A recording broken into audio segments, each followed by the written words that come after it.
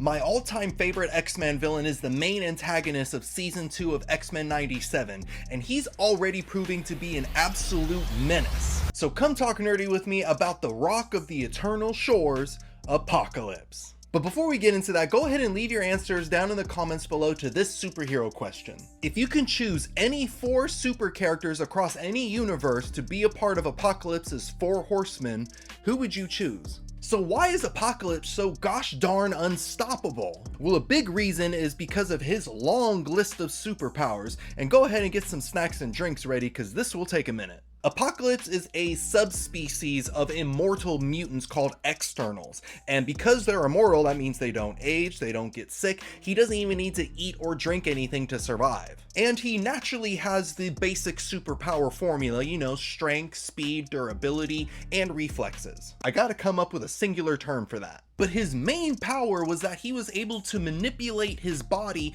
to an atomic level. So that means he could shapeshift to look like other people, he can morph his body into liquid to avoid attacks, he can transform parts of his bodies into weapons or tools, so it can be like a hammer, a sword, or even a shield. He can elongate his limbs, kind of like Mr. Fantastic, which honestly, that's a power that always terrifies me. Don't stretch out to get me. But perhaps the most terrifying thing he can do is alter his size and strength. So if you really piss him off, Apocalypse can grow into like a 40-foot giant and just step on you. And you're probably thinking, Alex, that doesn't seem like that many powers. Well, that was before he was upgraded by celestial technology. What did he say? So there are different ways that this occurred in the comics, but the main story is that Apocalypse found a crashed celestial vehicle and his body merged with it and its systems. And this upgraded all of Apocalypse's powers and then some. So instead of transforming his body into regular tools like a hammer, he can transform it into futuristic tech. So his arm can become an energy cannon,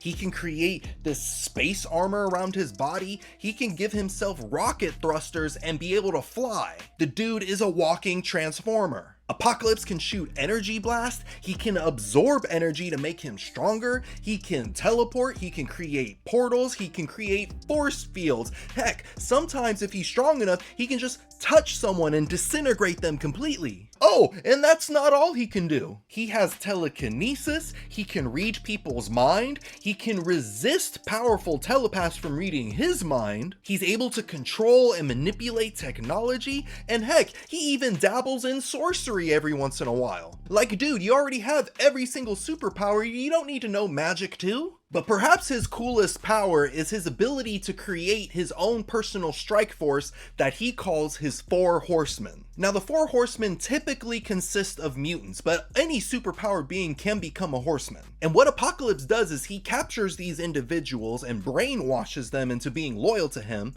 enhances their powers, and then further augments them using his celestial technology. And these 4 Horsemen serve as war, pestilence, famine, and death. So how exactly was this monster that we call Apocalypse even created? First, I need a sip of Waterloo. Ooh, that was more than a sip.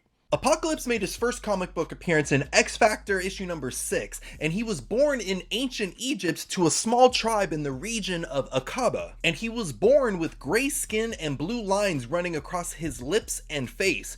And the tribe of Aqaba saw this and they were just like, whew, that's gross, let's leave it in the desert to die. Technically abusive parents, superhero rule. Unfortunately, the ugly baby was rescued by a band of raiders who had just slaughtered the tribe of Aqaba, and their leader, who's called Bald of the Crimson Sands, decided to raise him as his own, giving him the name En Sabah Nur. En Sabah Nur was raised to believe in the philosophy of survival of the fittest, and he quickly grew to be the most intelligent and strongest member of this band of raiders. But despite that, he was still hated and feared for his appearance. Racist. And on the day of Nor's rite of passage for the tribe, he had to face off against 3 armed warriors with nothing but his bare hands. And despite the handicap, Apocalypse brutally murdered all 3 warriors. Baal believed that Nur was destined to be a conqueror, and he took him to the sacred cave, but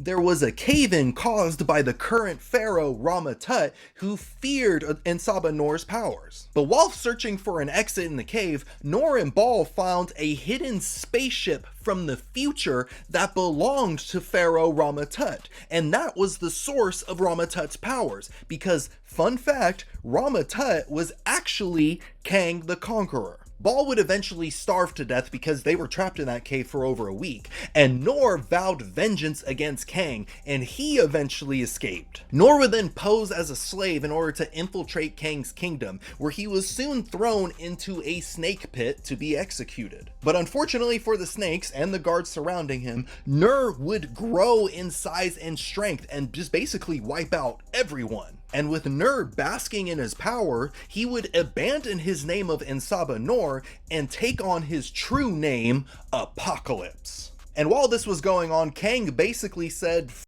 that and went back to the future. And shortly after that, Apocalypse would find that crashed celestial spaceship, merge with its technology, and then become the full-blown menace that we all know and love today. But now it's time to discuss your answers to the superhero question. If you could choose 4 super characters across any universe to be a part of Apocalypse's 4 Horsemen, who would you choose? So first off, I would choose Omni-Man to be the War Horseman because he's a Viltrumite and Viltrumites are all about war. For Pestilence, I would choose Spider-Man because he's my favorite superhero and I'm kind of curious what a horseman version of him would look like. To be the Horseman of Famine, I'd choose Poison Ivy because, her thing is all about growing plants and basically creating life, but now she'll be creating death. And speaking of death, the character I choose to be the Death Horseman would be Spawn. Spawn is a literal spawn of hell and he does a lot of killing, so he would fit right in for the death role. But what do you think of Apocalypse?